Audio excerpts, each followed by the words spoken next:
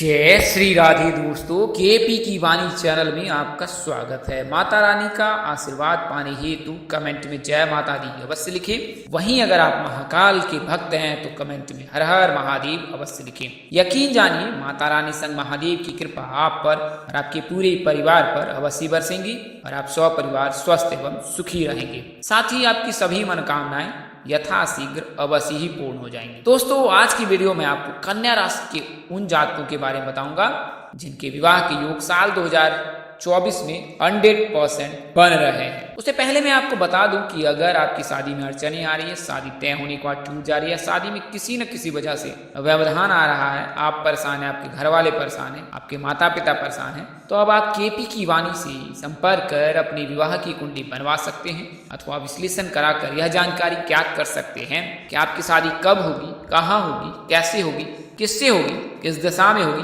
कितनी दूरी पर होगी, किस नाम से होगी, किस राशि से करनी चाहिए, जीवन साथी का रंग रूप स्वरूप स्वभाव और उनका करियर कैसा होगा, आपका करियर कैसा होगा, अगर आप लव मैरिज करना चाहते हैं तो माता पिता की सहमति मिलेगी कि नहीं मिलेगी, ससुराल में घर द्वार कैसा होगा, सास ससुर का स्वभाव कैसा होगा, पति कितना पढ़ा लिखा होगा, पत्नी कितनी पढ़ी लिखी होगी, इसके अलावा घर द्वार, करियर, कारोबार, रोजगार, इन सभी चीजों की जानकारी अब आप केपी की वाणी से प्राप्त कर सकते हैं। यह आप मौखिक या लिखित किसी भी माध्यम का चयन कर जानकारी प्राप्त कर सकते हैं। इसके अलावा अगर आपके विवाह के योग बन रहे हैं तो अपनी कुंडली मिलान अवश्य करा लें। इससे आपको विवाह उपरांत वैवाहिक जीवन की संपूर्ण जानकारी प्राप्त हो जाएगी कि आपका वैवाहिक जीवन कैसा रहने वाला है। नारी दोष, भकुर दोष लगने पर वैवाहिक जीवन में परेशानी आती है और आपका वैवाहिक जीवन कष्टमय हो सकता है, तो उसका अवश्य ख्याल रखें। हमारा संपर्क नंबर 8521835670 है, 8521835670। तो इस नंबर पर आप संपर्क कर सकते हैं, अपनी विवाह की कुंडली बनवा सकते हैं, कुंडली मिलान करा सकते हैं, अन्य जानकारी प्राप्त कर सकते हैं। आइए वीडियो में आगे बढ़ते हैं। तो जैसा कि आपको मैंने बताया है कि इस वीडियो में आपको कन्या राशि के जातकों के बारे में बताऊंगा कि उनके विवाह के योग कैसे साल 2024 में बन रहे हैं। कन्या राशि के जो जातक हैं उनके लिए मैं बता दूं कि गुरु जो है लड़कियों के शादी के कारक होते हैं और गुरु जो है वर्तमान समय में मेष राशि में विराजमान है और 1 मई 2024 तक मेष राशि में ही विराजमान रहेंगे और तत्पश्चात जो है मेष राशि से निकलकर वृषभ राशि में गोचर करेंगे। और जब वृषभ राशि में गोचर करेंगे तो वृषभ राशि के लग्न भाव में विराजमान होंगे। कन्या राशि के भाग्य भाव को देखेंगे तो भाग्य भाव में जब गुरु रहता है या उनकी दृष्टि पड़ती है तो जातक को किस्मत का साथ मिलता है, भाग्य का साथ मिलता है। गुरु सुखों के कारक होते हैं, शुभ कारक होते हैं। तो जब भाग्य भाव में गुरु होता है तो जातक को किस्मत का पूरा साथ मिलता है और जातक अपने जीवन में सभी प्रकार की जो है सुखों की प्राप्ति करता है और उनके सभी बिगड़े काम बनने लगते हैं। साथ ही अचानक से धन लाभ के भी योग बनते हैं, रुके हुए काम बनते हैं। विवाह में बाधा आ रही है तो वह बाधा दूर हो जाएंगी।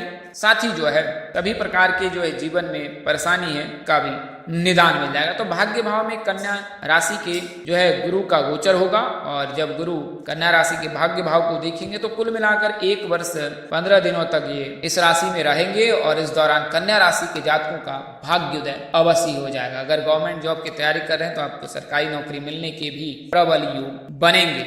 इसके अलावा वर्तमान समय से भी आप गुरु की पूजा कर अपने गुरु को मजबूत कर सकते हैं और इससे जीवन में सभी प्रकार की जो परेशानी है वह दूर हो जाएंगी। तो आप इसके लिए जो है देवगुरु बृहस्पति की पूजा उपासना करें, साथ ही जो है भगवान श्री विष्णु जी की पूजा उपासना करें। इससे जो है गुरु मजबूत होगा और गुरु मजबूत होगा तो आपको जीवन में किसी प्रकार की कोई परेशानी नहीं आएगी। तो कन्या राशि के जातक की प्राथमिक जानकारी दे देता हूँ। अगर आप कन्या राशि के जातक हैं तो आपके राशि स्वामी बुध हैं, आराध्य भगवान जो है भगवान गणेश जी है, भाग्यशाली रंग आपका हरा है, राशि नाम अक्षर पी से होता है और भाग्यशाली अंक 3 और 8 है।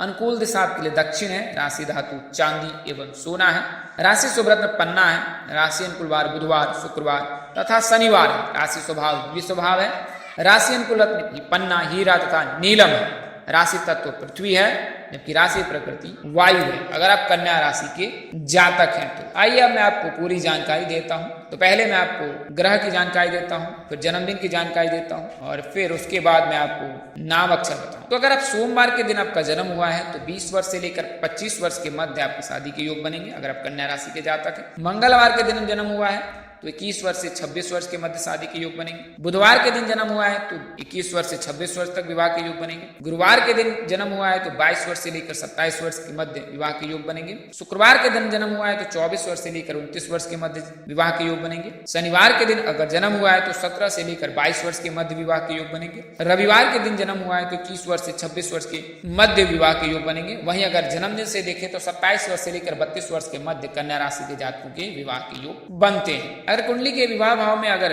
बुध है तो 20 वर्ष से विवाह के योग बनेंगे, गुरु है तो 24 वर्ष से, चंद्रमा है तो 25 वर्ष से, शुक्र है तो 26 वर्ष से, सूर्य राहु है तो 27 वर्ष से, मंगल है तो 28 वर्ष से, राहु और केतु के अलावा शनि और केतु है तो फिर 30 वर्ष से विवाह के योग बनते हैं अगर आप कन्या राशि के जातक हैं। बात करें नाम अक्षर की तो अगर आप कन्या राशि के जातक हैं तो आपका नाम अक्षर पी से होगा।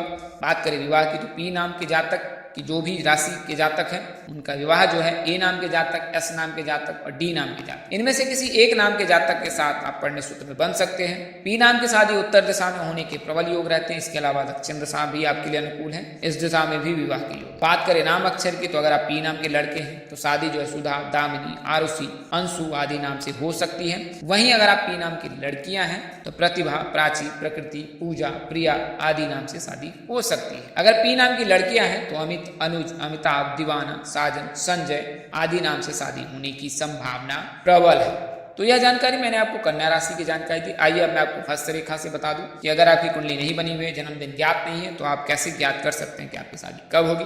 तो हथेली में 3 रेखाएं होती है। प्रथम रेखा जो होती है वो जीवन रेखा है, दूसरी रेखा मस्तिष्क रेखा है, तीसरी रेखा हृदय रेखा। हृदय रेखा और बुध पर्वत की मध्य एक रेखा उभरी होती है जो कलाई को अगर आप तिरछी करेंगे तो यह इसमें हथेली को अगर आप तिरछी करते हैं तो यह रेखा दिखती है, झलकती है। इसमें जो रेखा सबसे स्पष्ट होती है, ज्यादा उभरी होती है, उसे विवाह रेखा कहते हैं। और इसके साथ अन्य कई रेखाएं भी होती है विवाह रेखा के समानांतर ही, लेकिन वो रेखाएं आपके प्रेम प्रसंग को दर्शाता है, वह रेखा प्रेम विवाह को नहीं दर्शाता है, ना ही विवाह को दर्शाता। तो जो रेखा सबसे ज्यादा उभरी होती है वह रेखा विवाह रेखा होती है। और विवाह रेखा हृदय रेखा के जितने समीप हो शादी उतनी जल्द हो जाती है, वहीं बुध पर्वत के जितने समीप हो शादी उतनी ही देर से होती है। अगर मध्य में है तो 25 वर्ष तक शादी होती है, मध्य से अधिक है यानी बुध पर्वत के समीप से है तो 25 से 30 वर्ष। अगर हृदय रेखा और मध्य के मध्य में स्थित है तो 20 वर्ष से लेकर 25 वर्ष के मध्य विवाह की योग बनते हैं। तो अगर आपकी राशि कन्या है और आपको जन्मदिन ज्ञात नहीं है तो आप इस विधि से भी अपने विवाह की गणना कर सकते हैं। और यकीन जानिए कि यह रेखाएं जो है वो सत्य ही बताती हैं, क्योंकि आपके पास पर्याप्त सूचना नहीं है। तो ऐसी परिस्थिति में आप हृदय रेखा और विवाह रेखा के मध्य बुध पर्वत के मध्य जो है रेखाएं हैं उस रेखा की गणना करके यह जानकारी ज्ञात कर सकते हैं। इसके अलावा बात करें कि आपका जीवन साथी कैसा होगा, तो अगर आप मनचाहा जीवन साथी पाना चाहते हैं तो सोमवार शुक्रवार के दिन भगवान शिव को जो है कच्चे दूध से अभिषेक करें। शिवलिंग का जो है भगवान शिव जो है, शिवलिंग जो उनका स्तंभ है उनका जो है आप अभिषेक कच्चे दूध से करें। इसके अलावा सोमवार शुक्रवार के दिन श्वेत वस्त्र धारण करें। और इस वस्त्र के धारण करने से कुंडली में शुक्र मजबूत होता है, चंद्र मजबूत होता है, और इन दोनों के मजबूत रहने से जातक को जो है मनचाहा जीवन साथी मिलता है। तो चंद्र के रहने पर मनचाहा जीवन साथी मिलता है, गुरु के रहने पर धार्मिक प्रवृत्ति का जीवन साथी मिलता है, मंगल के रहने पर उग्र स्वभाव का मिलता है। अगर मंगल रहा तो फिर उग्र स्वभाव का जातक मिलता है। वहीं आपको बता दें बुध के रहने पर मधुरभाषी, बेहद सौम्य, सुशील और केयर टेकर होता है, केयरिंग लविंग वाला पर्सन होता है। वहीं शुक्र के रहने पर बहुत ही रोमांटिक जीवन साथी मिलता है। सूर्य के रहने पर थोड़ा सा अंग टाइप का, थोड़ा गुस्सैल विचार का जो है तेजस्वी ओजस्वी जीवन साथी मिलता है। गुरु के रहने पर जो भाग्य का भी साथ मिलता है, गुरु के रहने पर, बुध के रहने पर, शुक्र के रहने पर जीवन साथी के साथ भाग्योदय भी होता है। कन्या राशि के रहने पर धार्मिक प्रवृत्ति के जातक के साथ प्रेम प्रसंग या प्रेम विवाह के योग बनते हैं, विवाह के योग बनते हैं। तुला राशि के जातक जीवन साथी भाव में तुला राशि रहने पर भी जो है जीवन साथी धार्मिक प्रवृत्ति का मिलता है, ख्याल रखने वाला होता है। मिथुन राशि के रहने पर, कर्क राशि के रहने पर, वृषभ राशि के रहने पर जो है जीवन साथी मन मुताबिक ही मिलता है। मेष राशि के रहने पर मन मुताबिक मिलता है, लेकिन वह मनमतंगी होता है, अपने काम में मग्न होता है, उसे बीच में रोक टोक पसंद नहीं है। अगर बीच में रोक टोक करते हैं तो उससे खराब भी होते हैं अगर मेष राशि उपस्थित है। मकर राशि के रहने पर, कुंभ राशि के रहने पर, वृश्चिक राशि के रहने पर और मीन राशि के रहने पर जातक को जो है जीवन साथी मन मुताबिक नहीं मिलता है। ऐसी परिस्थिति में जो है जातक के साथ जो है परिणय सूत्र में बंधने के पश्चात जो जीवन परेशानी आती है। कई जातक संकालु होते हैं, सखी होते हैं, कई कंजूस होते हैं, कई का स्वास्थ्य ठीक नहीं रहता है। तो इस प्रकार की परेशानी आती है। मेष राशि, वृषभ राशि, कर्क राशि, मिथुन राशि, कन्या राशि और तुला राशि, ये राशि अगर जीवन साथी के भाव में आता है